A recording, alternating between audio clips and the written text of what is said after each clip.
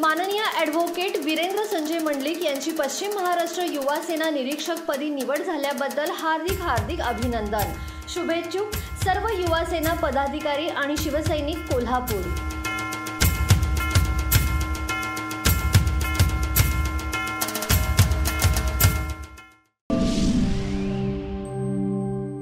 आज कोल्हापूरमध्ये काँग्रेसच्या नेते आणि कार्यकर्त्यांनी टोल संदर्भात आंदोलन केलेलं आहे।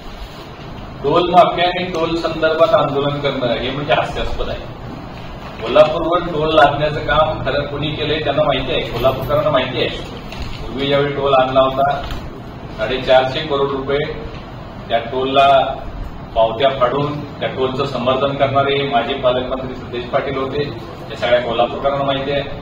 आमदार खासदार मंत्र्यांना टोल नसतो तरी सुद्धा त्या पावत्या फाडून कोल्हापूरकरांना दाखवून दिलं की मी मंत्री आहे, मी काही करू शकतो आणि तुम्हाला टोल द्यावं लागेल, हे सुद्धा त्यांनी त्यावेळी ठणकावून कोल्हापूरकरांना सांगितलं होतं। आणि स्वर्गीय एन.डी. पाटील साहेबांनी त्यांना सूर्याजी पिसाळ अशी उपमा त्यावेळी दिलेली होती। हे सगळं कोल्हापूरकरांना माहिती असताना आज जे टोलचं आंदोलन त्यांनी केलेलं आहे हे म्हणजे राजकीय स्टंट आणि एक इव्हेंट त्यांनी केलेला आहे येणाऱ्या विधानसभेच्या निवडणुकीच्या पार्श्वभूमीवर।